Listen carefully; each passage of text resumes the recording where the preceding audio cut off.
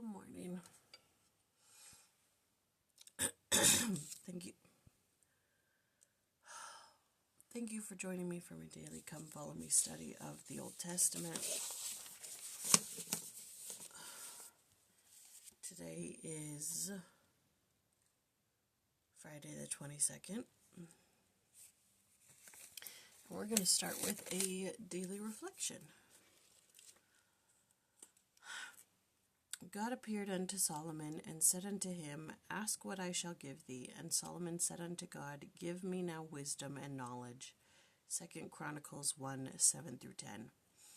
When God offered Solomon any gift he desired, he could have asked for long life, power over his enemies, or vast riches.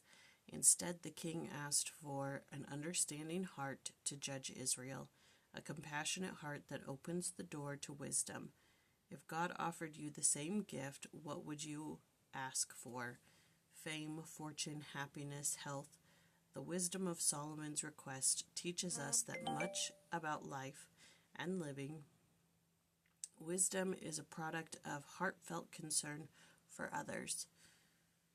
True joy comes from reaching out to others in love and empathy. After all, what can we ever really know of another's fears, frustrations, and disappointments? How can we become sensitive to others if we haven't looked into their hearts and sought for deeper understanding? In our own moments of sorrow, is anything needed more than the compassion that opens one heart to another? Indeed, the legendary wisdom of Solomon comes from an understanding heart. Okay. Today is Joshua chapter 8.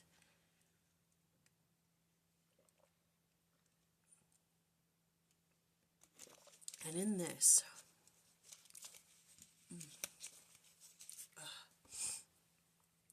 Joshua goes up against Ai. Israel goes up against Ai. And they defeat them in battle. They ambush them, they burn the city down to ashes, they hang the king on a tree, they kill everything, they take the cattle as spoil. Just, not that, they didn't have a reason for doing this. I had an issue with it said in all 12,000 men and women died that day. I'm like, did they also kill the children? Like, I know there's a reason for it, and it's a different time and different ways, but I was just like, everybody had to die? The whole place? Okay, all right, everybody had to die. If they said it was like Sodom and Gomorrah, I would have been like, okay, cool, yeah, okay, very wicked, very evil, but they didn't say how evil Ai was, so just had a bit of hesitation with that. Undoubtedly, Joshua followed precisely the earlier instructions of Moses in the performance of this great outdoor pageant. For the record indicates there was not a word of all that Moses commanded which Joshua read not before all the congregation of Israel. Part of the present town of Nablus is located in the small valley between towering Ebal, the Mount of Cursing, and Gerizim, the Mount of Blessing. Mount Gerizim subsequently became the holy mountain for the northern tribes and was still revered as such by the Samaritans at the time Jesus visited there.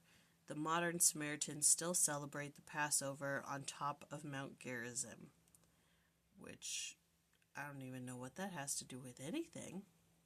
That's for verses 30-35. I don't remember them talking about. Maybe I was so focused on them wiping out an entire city that. Anyways, I don't know. Those are my thoughts on that.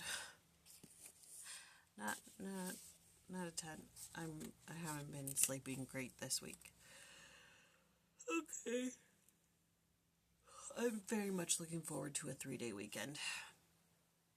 O Holy Spirit of God, who with thy holy breath doth cleanse the hearts and minds of men, comforting them when they be in sorrow, leading them when they be out of the way, kindling them when they be cold, knitting them together when they be at variance, and enriching them with manifold gifts, by whose working all things live. We beseech thee to maintain and daily to increase the gifts which thou hast vouchsafed to us, that with thy light before us and within us we may pass through this world without stumbling and without straying, who livest and reignest with the Father and the Son everlastingly. Okay. That was Joshua chapter 8, and tomorrow we do chapters 23 and 24. We will see you then.